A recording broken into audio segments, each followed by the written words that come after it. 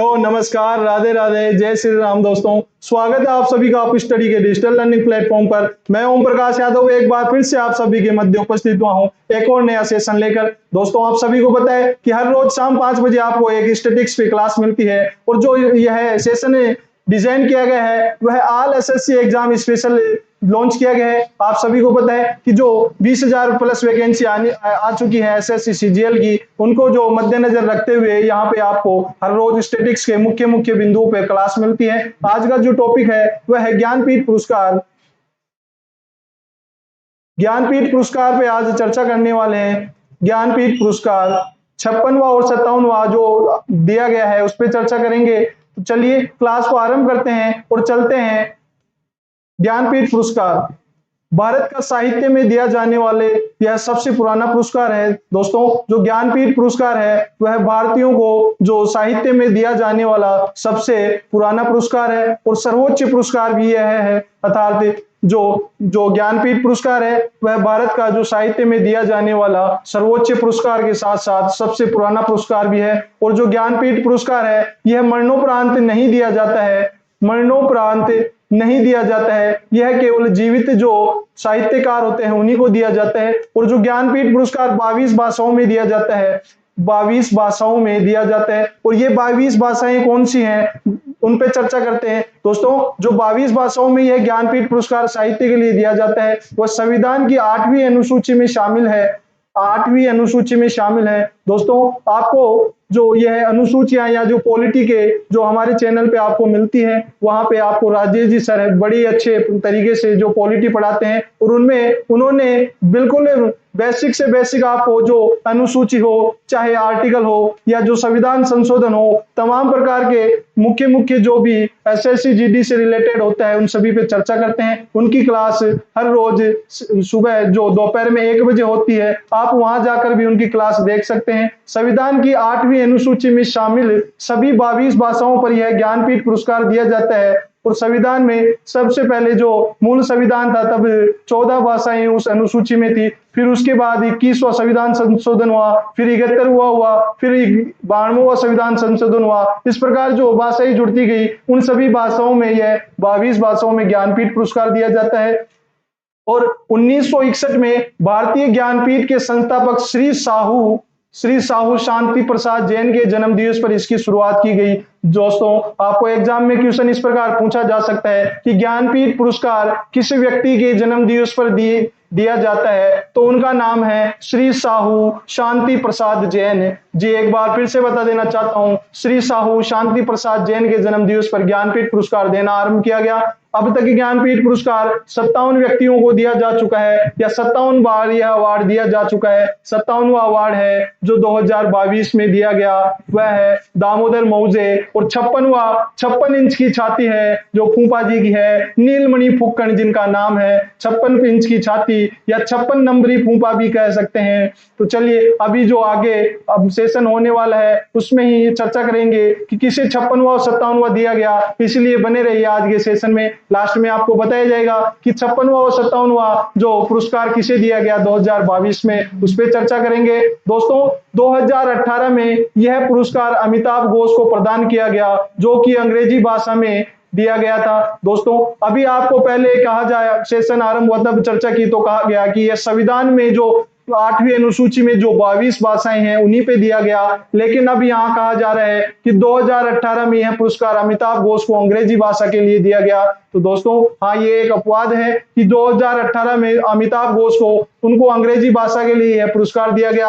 अंग्रेजी भाषा संविधान की जो 8वीं अनुसूची है उसमें शामिल नहीं है। इन 22 भाषाओं के अलावा सिर्फ एक बार यह पुरस्कार दिया गया है और वह पुरस्कार 2018 में अमिताभ घोष को दिया गया है। तो दोस्तों, यहाँ पे आपके एग्जाम में इस प्रकार क्वेश्चन पूछा जा सकता है कि अमिताभ घोष को कौन से भाषा के लिए पुरस्कार दिया गया या किस वर्ष दिया गया, तो इस प्रकार से क्वेश्चन भी पुटअप हो सकता है। चलिए क्लास को आगे बढ़ाते हैं और चर्चा करते हैं अगले बिंदु पर। ज्ञानपीठ पुरस्कार की स्थापना 1961 में हुई, लेकिन यह जो पुरस्कार वितरित किया गया प्रथम बार वह 1965 में किया गया। और 1965 में जीएस कुरूप है उनको यह पुरस्कार से सम्मानित किया गया।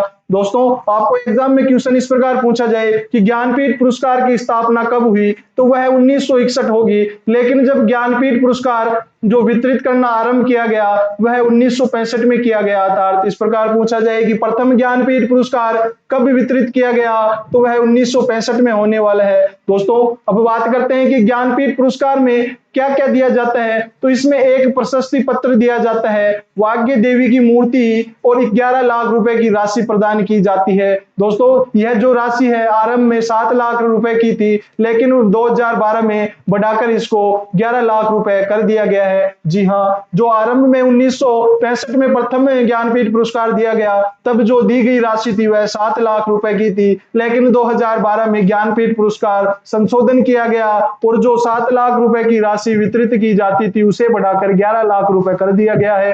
दोस्तों एक प्रशस्ति पत्र ज्ञानपीठ पुरस्कार के साथ प्राप्त होता है, उसके साथ वाग्य देवी क्या होती है, तो दोस्तों सरस्वती माता को जो होती है, सरस्वती माता को ही वाग्य देवी कहा जाता है। और जो दक्षिण से आज से है, जो दक्षिणी राज्य है तमिलनाडु, कर्नाटक और जो आंध्र प्रदेश है, वहां पे वाग्य देवी के मंदिर बने होते हैं, वाग्य देवी को ही सरस्वती माता कहा जाता है। तो यहाँ पे वाग्य देवी की मूर्ति एक पुरस्कार में दी जाती है। और अब बात कर चुके हैं 7 लाख रुपए की राशि आरंभ में बढ़ाकर 2012 में बढ़ाकर 11 लाख रुपए कर दी गई। अब बात करते हैं पहला ज्ञानपीठ पुरस्कार प्राप्त करता या प्रथम बार जो ज्ञानपीठ पुरस्कार दिया गया वह व्यक्ति कौन है, तो वह है जीएस कुरूप को दिया गया। गौरी शंकर कुरूप पूरा नाम है इनका। 1965 में यह पुरस्कार प्रदान किया गया और इनको मलयालम भाषा के लिए यह पुरस्कार दिया गया है। दोस्तों आपने अभी देखा कि 22 भाषाओं में यह पुरस्कार दिया जाता है, उन 22 भाषाओं में मलयालम भाषा में जीएस कुरूप को जो प्रथम ज्ञानपीठ पुरस्कार से नवाजा जा चुका था,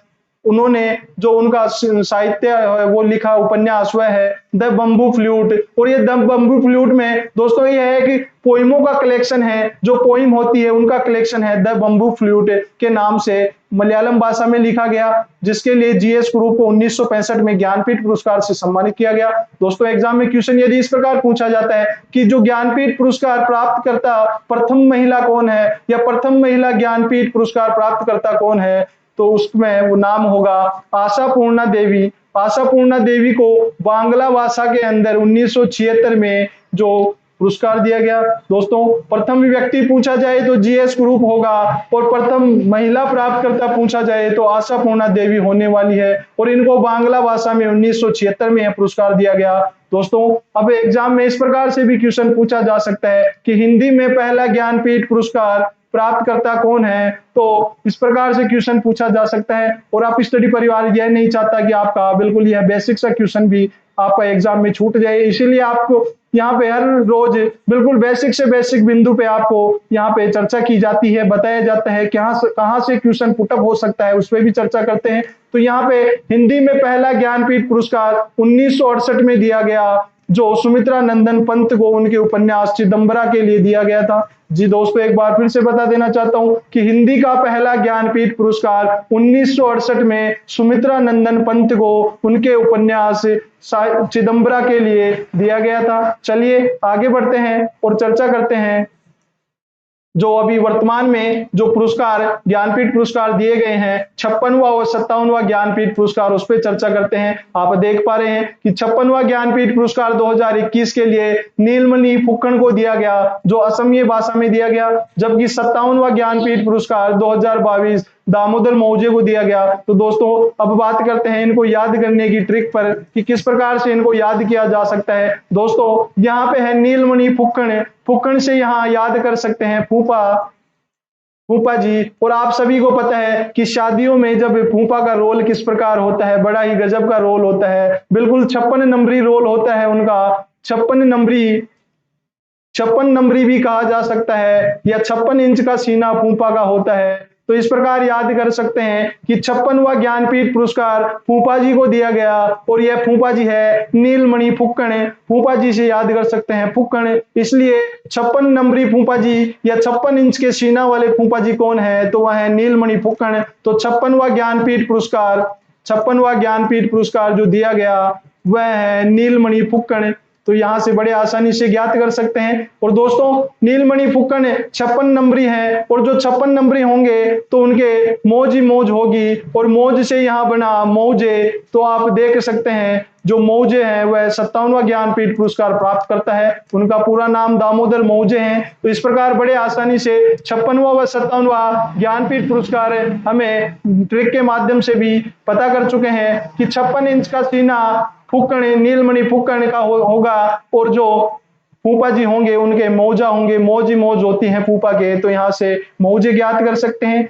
दामोदर मौजे को 57वां ज्ञानपीठ पुरस्कार दिया गया और 56 नंबरी फूफा को दिया गया। तो नीलमणि फुक्कड़ को 56वां ज्ञानपीठ पुरस्कार दिया गया। दोस्तों आपने देखा कि आज की क्लास में ज्ञानपीठ पुरस्कार से बनने वाले तमाम क्वेश्चनों पे अध्ययन कर चुके हैं। आज का सेशन यदि आपको अच्छा लगा हो तो वीडियो को ज्यादा से ज्यादा लाइक कीजिए करें और शेयर कीजिए। और हाँ, यदि आज चैनल से आज जुड़े हैं तो चैनल को सब्सक्राइब करना ना भूलें। मिलते हैं कल इसी समय इसी वक्त।